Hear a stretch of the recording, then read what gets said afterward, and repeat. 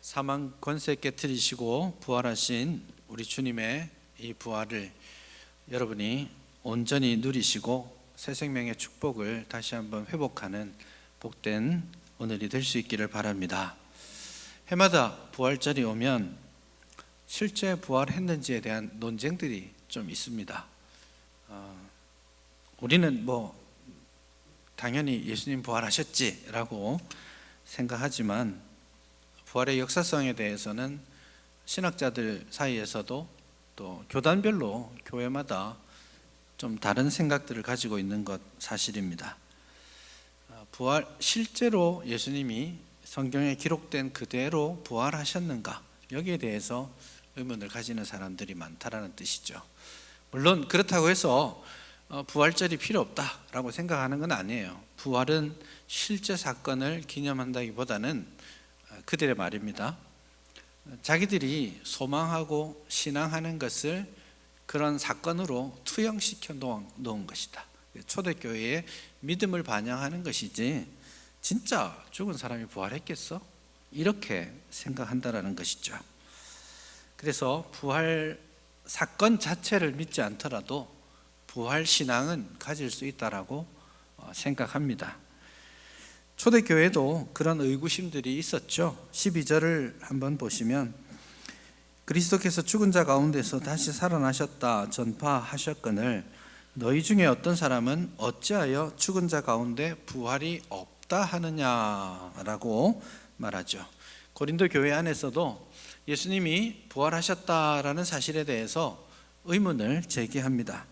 여기 12절에서 두 가지 중요한 사실을 보는데, 우선 사도 바울이 전한 복음의 내용이 뭐냐?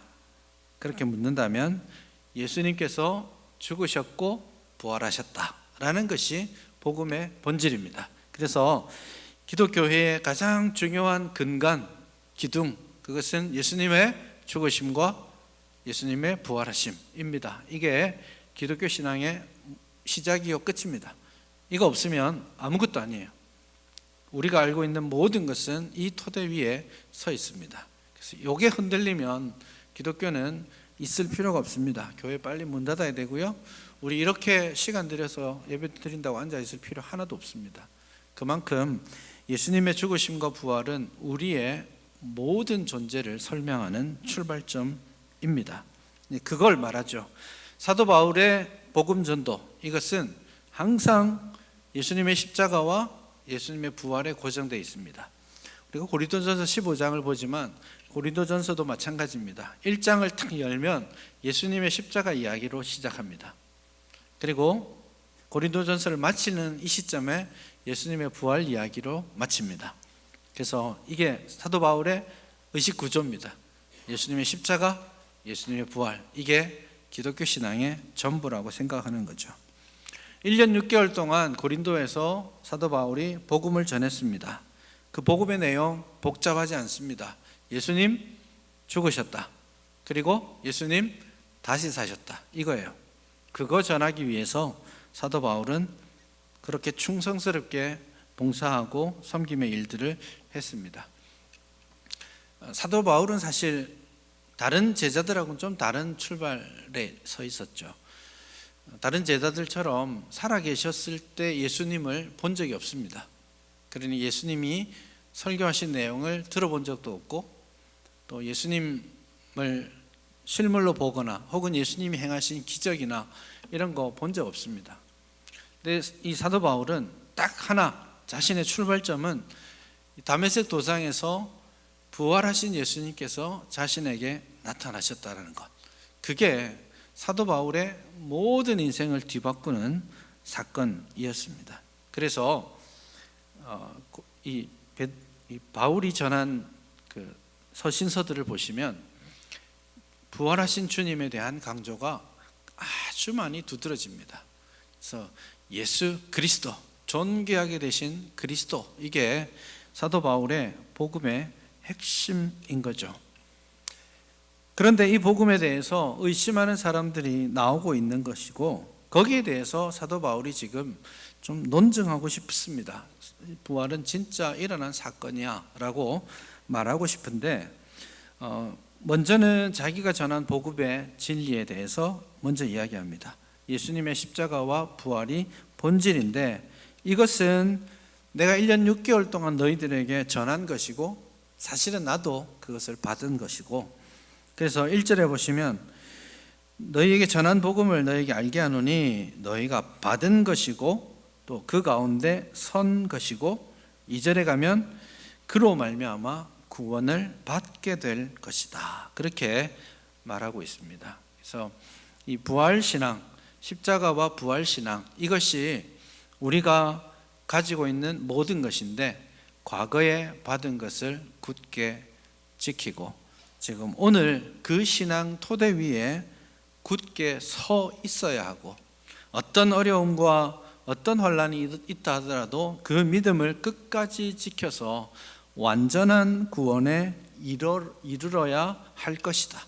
과거와 현재와 미래를 이 신앙의 토대 위에 굳게 지켜가야 한다는 것을 바울이 말하고 있습니다. 그러면서 3절 이하에서 보면 이거 그냥 내가 전하는 것이 아니라 구약 성경에서부터 예수님의 죽으심과 부활은 끊임없이 예언되어 왔고 기다려왔던 것이 성경 말씀의 성취로서 실제 일어난 사건이다라는 것을 분명하게 말씀합니다. 그래서 3절에 보면 성경대로 그리스도께서 우리 죄를 위해 죽으셨다, 장사 지내셨고 그리고 성경대로 사흘 만에 다시 살아나셨다라고 고백하고 있습니다. 그래서 이게 성경대로 약속이 성취된 하나님의 신실하심의 표현으로 이것이 실제 일어났다라는 사실을 강조하고 있습니다. 그럼에도 불구하고 고린도 교회가 이 부활에 대해서 의구심을 떨쳐버리지 못하고 있습니다. 사실 고린도전서는 예수님이 부활하시고 나서 한 25년 정도 후에 기록된 책입니다. 그러니까 한 25년쯤 지났고, 그리고 고린도 이방 지역으로 왔으니까 사람들이 실제로 본 적도 없고 듣도 보도 못한 소리를 하고 있는 거 아니에요. 뭐 십자가에 죽었다, 이거는 이해가 됩니다. 실제로 그런 일들이 일어나고 있으니까요. 하지만 죽은 자가 살아났다는 이 말도 안 되는 이야기를 한다라는 것이 사람들에게서는 엉뚱하게 들릴 수밖에 없는 거죠. 그렇게 치면 2000년이나 지난 이 시점에 살아가는 우리가 그걸 믿고 있다는 건 참 대단한 일입니다. 2000년 지난 이 시점에 꽤 여러 사람들이 교회 안에서든 교회 밖에서든 부활이 사실이야? 라고 질문하는 것, 어쩌면 당연한 일이다라는 생각이 듭니다. 거기에 대해서 사도 바울이 논증해 가는 방식을 한번 좀 보았으면 좋겠습니다. 제목이 좀 도발적이잖아요. 정말 부활하셨나? 이런 질문을 하는데 이건 제 질문이라기보다는 외부에서 많이 하는 질문들이기 때문에 좀 대답할 필요가 있겠다 싶습니다. 우선 성경에 나타난 부활 기사가 사실인가? 라는 질문을 하기 전에 좀 선제적 질문이 하나 더 필요합니다. 그게 뭐냐면 성경이 기록하고 있는 이 기록은 믿을 수 있는가? 이게 더 중요한 부분이 될 수도 있습니다. 여러분, 성경은 믿을 만한 거예요? 우리한테는 너무나 당연한 건데 안 믿는 사람들이나 혹은 조금 비평적으로 성경을 읽어가시는 분들은 성경은 그냥 너네들의 종교적인 문서, 신앙 고백 문서이지 사실 팩트를 전달하는 데 초점을 맞추는 게 아니잖아. 그러니까 우리 신앙이나 우리의 소망을 좀 종교적인 색깔을 덧입혀서 선입견을 가지고 기록한 것이지 사실은 아니지 않겠어? 그렇게 생각합니다. 안 믿는 사람한테는 사실 자체가 아니라고 그렇게 해도 문제가 없는 거예요? 안 믿는 사람들에게도 이건 사실이 될 수 있을까요? 저는 충분히 사실에 부합하다고 믿습니다. 신앙 고백의 차원을 조금 내려놓더라도 그냥 역사적인 관점에 자료를 다루는 관점에서 보더라도 성경은 정말 믿을 만한 책입니다. 한번 예를 들어 보겠습니다. 여러분, 김유신 장군 아십니까? 어떻게 아세요? 봤어요? 역사책에 있죠? 역사책에 기록되어 있으니까 실제로 맞구나 생각하시죠? 그래서 이제 봄철에 경주에 가시면 아이고 김유신 장군이 여기서 묻혀 있구나, 첨성대를 보면서 아이고 그때 이런 일이 있었구나, 이런 생각 하시죠? 근데 여러분, 김유신 장군은 언제적 사람인가요? 주후 600년경에 태어난 사람입니다. 7세기 사람이죠. 근데 여러분, 김유신 장군에 대한 최초의 기록은 언제 기록되었을까요? 갑자기 너무 공부하는 거죠? 최초의 기록은 삼국사기에 있습니다. 삼국사기는 고려시대, 정확하게 말하면 1145년에 기록된 책입니다. 김유신에 대한 그 전설은 주후 600년이고 기록은 1140년, 약 500년 이상의 시차를 두고 있죠. 사실이 있었느냐 없었느냐가 문제가 아니라 이 기록 사료를 믿을 수 있는가, 이겁니다. 이 질문을 하는 겁니다. 500년이나 지났는데 우리는 꽤 믿을 만하다고 생각하죠. 교회에서 우리 부처 이야기하는 게 조금 그렇긴 하지만, 부처는 언제적 사람입니까? 주전 6세기 사람입니다. 오래전 사람이죠. 태어날 때 전설 같은 이야기가 있습니다. 마야 부인이죠. 엄마가 출산을 앞두고 이제 친정으로 가는 길에서 부처가 태어납니다. 어디로 나옵니까? 겨드랑이로 나옵니다. 쑥 나옵니다. 그리고는 태어난 이 아이가 사방으로 7발자국을 저벅저벅 걷습니다. 발을 떼는 데마다 그 밑에서 연꽃이 팍 피어오릅니다. 그리고 7발자국을 다 끝난 다음에 서서 한마디 하죠. 좀 길게 말했지만 그 첫 마디를 우리가 다 기억하고 있습니다. 뭐라고 말했냐면, 혹시 아십니까? 천상천하. 어떻게, 이 부처님 말씀을 다 하시네요. 천상천하 유화독존. 태어나자마자 그렇게 했답니다. 사실일까요?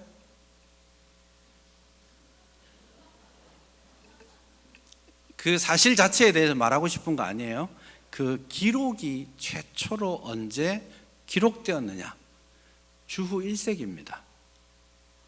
여러분이 잘 아시는 반야심경, 반야경이죠. 반야경, 법화경, 십지경, 이런 것들, 마치 제가 공부를 열심히 한 것 같지만 저는 성경 공부를 열심히 했습니다.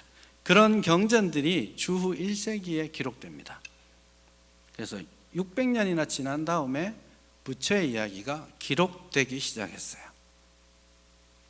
그래도 사실은 불교 경전의 문서로서의 신빙성은 굉장히 떨어집니다. 솔직히 굉장히 떨어집니다.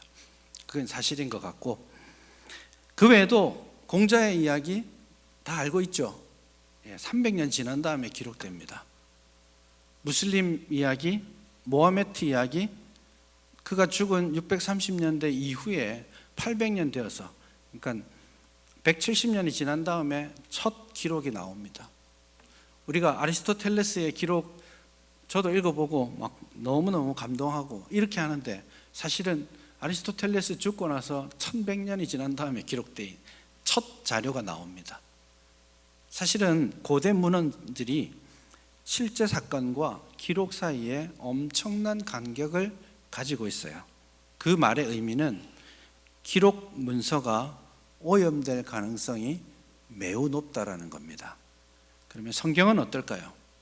예수님이 주후 30년경에 돌아가셨고, 첫 번째 성경이 예수님의 그 고난과 부활을 증거하는 첫 번째 성경이 기록된 게 한 47년, 48년, 한 17, 8년 지난 다음에 기록됩니다. 고린도전서 25년이 지난 다음에 기록됩니다.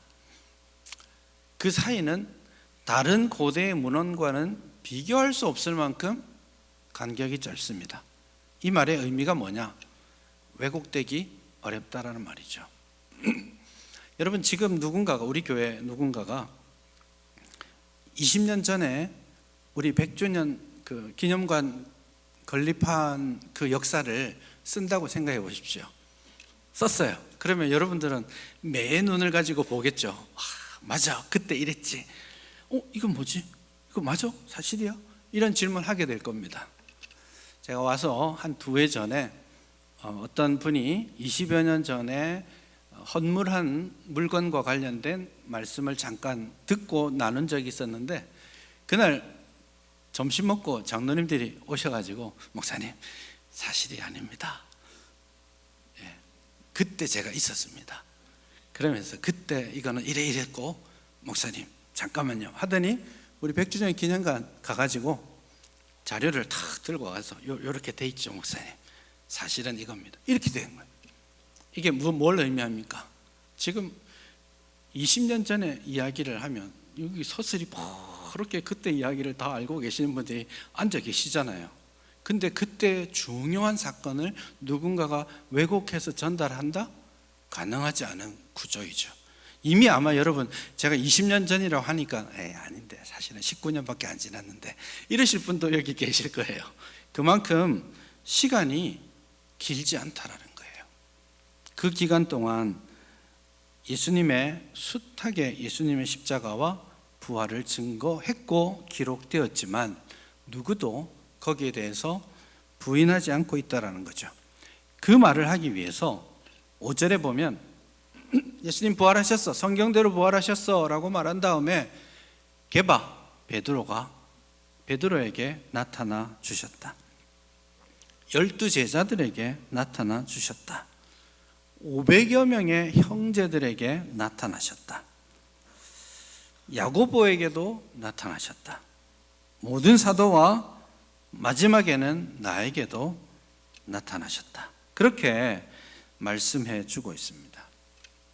그래서 이 성경의 신빙성과 이 내용의 증인들이 여전히 살아있는 이 장면들을 볼 때 예수님의 죽으심과 부활은 너무나 확실한 사실이라는 것을 우리가 알 수 있습니다.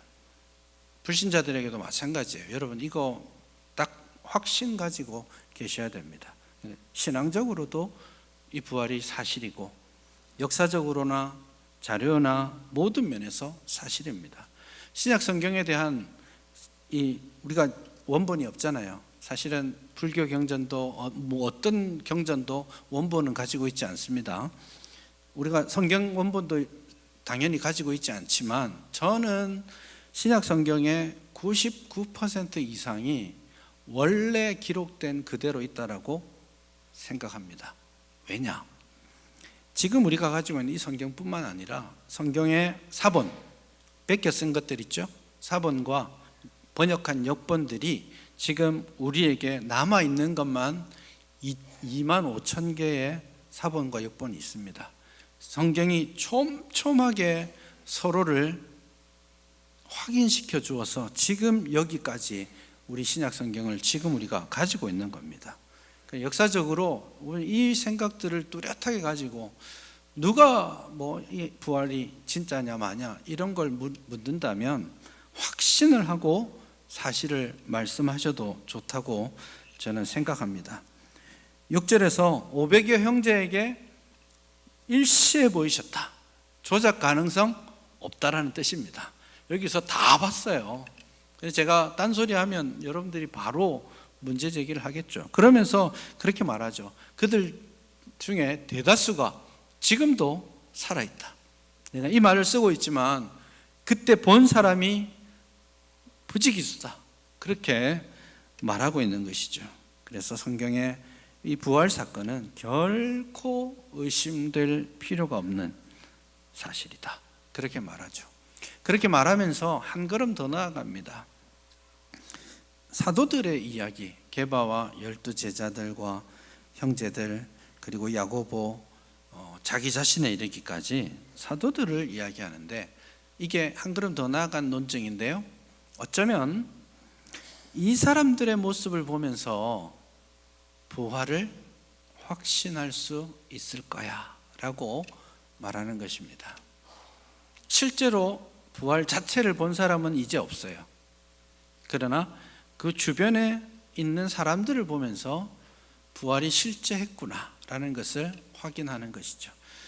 태양을 보지 않아도 빛을 환하게 비춰진 빛을 보면 태양이 있구나라고 생각하는 것과 마찬가지입니다. 사도들이 부활의 증거가 된다라고 그는 이야기하죠. 사도들이 어떠했습니까? 여러분, 사도들에게 예수님이 부활할 거라고 말씀하셨죠? 믿었습니까? 어떤 제자들도 믿지 않았습니다. 사흘 만에 부활할 거라고 말씀하셨어요. 그런데 이 사람들 다 도망쳤고요. 나 다시 고기 잡을래 하고 배 타고 나갔고요. 예수님의 부활 믿지 않았습니다. 심지어 예수님이 나타나셨을 때에도 유령인가? 내가 귀신을 봤나? 이렇게 생각합니다. 기대하지 않았고 기다리지 않았어요. 도망쳤습니다. 살아보려고, 자기 목숨 살려고 도망쳤던 사람들입니다. 그런데 이 사람들이 어느 날 갑자기 완전히 달라져 있습니다. 목숨을 살려보려고 도망치던 그들이 목숨을 아끼지 않고 예수님이 부활하셨다라는 복음을 전하기 시작합니다. 예수님을 죽였던 산헤드린 공회 앞에 갔을 때에도 그들이 위협할 때에, 너희 선생님처럼 내가 너도 죽일 수 있어 위협할 때에 베드로가 이 사람아, 하나님의 말씀 들을까 너 말을 들을까, 그렇게 담대하게 말하고 나왔던 사람들이 제자들입니다. 어떻게 이렇게 극단적인 변화가 있을 수 있었을까요? 이 부활을 실제로 보지 않았다면 사도들의 변화를 증거할 수 있는 길이 없습니다. 베드로는 지난 금요일에 말씀드렸던 것처럼 로마에서 십자가에 거꾸로 못 박혀 죽었습니다. 도망치던 그 순간에, 우리 코바디스 이 영화 있죠. 도망쳐야 될 그 순간에 목숨을 위해 도망치지 않고 십자가를 졌습니다. 다른 사도들은 어떠합니까? 성경에 기록된 최초의 순교자 야고보입니다. 예루살렘에서 그는 순교했습니다.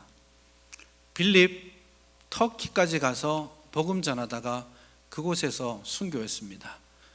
지금은 세계문화유산 파묵칼레라고 있습니다. 파묵칼레만 보고 오셨죠? 가신 분들은. 그 옆에 히에라폴리스가 있습니다. 그곳이 빌립 기념교회가 거기에 있습니다. 빌립은 거기까지 가서 복음 전하다가 죽었습니다. 바돌롬에 아르메니아까지 가서 죽었습니다. 마태 이집트까지 내려가서 복음 전하다가 이디오피아에서 순교했습니다. 도마요, 그렇게 의심 많던 도마가 이란을 넘어서 인도까지 와서 예수님의 복음을 전하다가 순교당했습니다. 무엇이 그들을 이렇게 바꾸었을까요? 부활을 확신하지 않았다면, 부활을 보지 않았다면 결코 설명할 수 없습니다. 바울은 마지막에 자기 자신의 이름도 거기에 넣습니다. 8절을 보시면 맨 나중에 만삭되지 못하여 사생아처럼 태어난 나 같은 자에게도 예수님께서 나타내 보이셨다. 여러분, 바울이 어떤 사람입니까? 그는 그 당시 최고의 석학이었습니다. 얼마나 공부를 많이 했는지 예수님의 부활을 증거할 때에 유대 왕이 너 공부 많이 해서 미쳤구나, 이런 이야기를 할 정도로 공부를 했습니다. 정말 공부 많이 했습니다. 모두가 인정했었습니다. 바리새인 중에 바리새인이었습니다. 가만히 앉아만 있어도 바울의 인생은 유대 사회에서 창창합니다. 차세대 주자입니다. 존경받고 떵떵거리면서 권세 있게 살 수 있는 사람이었습니다. 그랬던 그가 예수님의 부활을 경험한 이후에 정반대의 삶을 삽니다. 박해자였던 그가 이제 그 박해받는 자리에 내려갑니다. 자기가 가지고 있었던 모든 기득권, 누릴 수 있었던 모든 유익들을 다 내려놓고 전 세계 방방곡곡을 다니면서 예수 부활하셨다, 예수 부활하셨다 증거하고 다녔습니다. 그거 증거하느라고 수십 년 동안 감옥에 갇히기도 하고 매를 맞기도 하고 도적에게 몰리기도 하고 강도의 위협을 받기도 하고 죽음에 처해지기까지 합니다. 도대체 무엇이 바울의 이 삶을 바꾸게 한 것입니까? 지금 바울이 그 말을 하는 거예요. 그거 부활 때문이야. 예수님이 부활하지 않았다면 결코 바뀌지 않을 일이야. 이 수많은 사람들이 보았고 이 사람들이 어떻게 변화되어 가는 것을 본다면 우리 결코 부활을 의심하지 않을 거야. 그렇게 말씀하는 것입니다. 부활은 단순한 하나의 절기가 아닙니다. 부활주일에 부활하고 사실은 1년 내내 생각지도 않다가 부활주일 찬송도 이때만 딱 부르고 그러지 않습니까?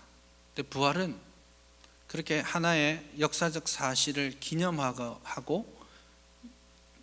또 뭐 간식 나눠 먹는 그런 절기가 아니에요.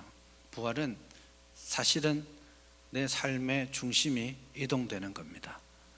나를 추구하며 살았던 삶이 이제는 예수로 사는 겁니다. 부활하신 예수로 살게 되는 것입니다. 그래서 이건 단순한 잠깐의 변화가 아니라 돌이킬 수 없는 격변입니다. 그래서 내 삶을 부활을 확신한다면, 부활 신앙 가운데 있다면 내 삶을 다시는 돌이킬 수 없게 하나님을 향해 돌아가는 겁니다.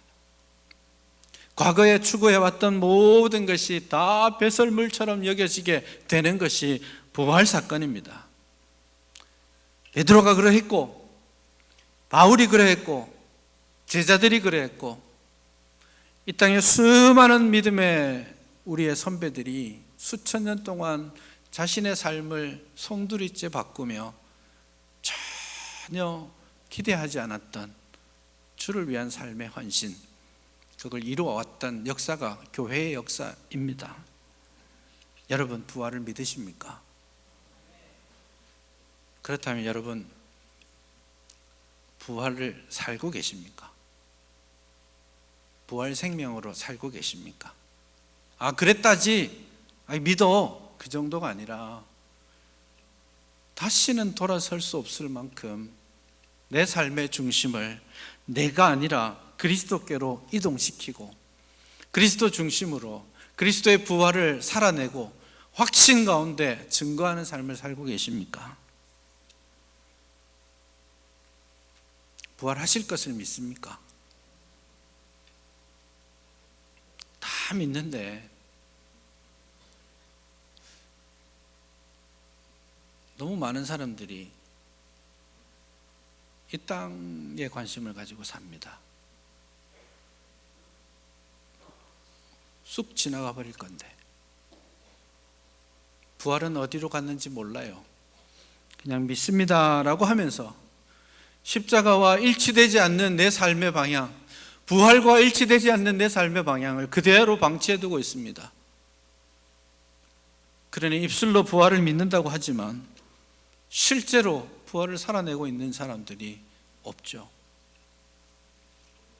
우리 자신을 한번 돌아볼 수 있기를 바랍니다. 사도 바울은 누구보다도 더 많이 수고한 다음에 부활하신 주님이 나를 만나 주신 것이 너무 감사하고 감격됩니다. 그래서 내가 누구보다도 더 많은 수고를 하지만 내가 나 된 것은 오직 하나님의 은혜다. 내게 주신 그 은혜가 헛되지 아니하였다. 오직 하나님의 은혜로, 그 부활을 만나게 하신 그 하나님의 은혜로 지금 내가 살 수 있다. 그렇게 고백합니다. 송두리째 뒤바뀐 바울의 삶을 보시고 이제 우리의 삶의 방향도 전환이 필요하지 않을까요? 돌아서지 마십시오. 과거에 좋다고 여겼던 것, 과거를 추구해왔던 모든 것에서 되돌아서십시오. 예수님이 부활하셨습니다. 예수님이 부활하셨습니다. 예수님이 부활하셨어요. 어떤 어려움이 와도, 어떤 시련이 있어도, 어떤 유혹이 와도 다시는 결코 돌아서지 않겠노라 다짐하시기를 바랍니다. 세상 사람들이 몰라줘도 결코 낙심하지 않으리라 다짐하시기 바랍니다. 우리 앞에 부활하신 주님께서 먼저 가고 계시고, 그 부활을 확신하기 때문에 나도 또한 부활 생명으로 살고 종국에는 부활할 것을 믿고 이 세상을 극복해 나갈 수 있는 겁니다. 이게 부활 신앙입니다. 그래서 부활을 믿는 자는 부활을 살아야 하는 것이죠. 그 부활 소망 가운데 오늘도 부활을 살아내는 여러분 되시기를 바랍니다.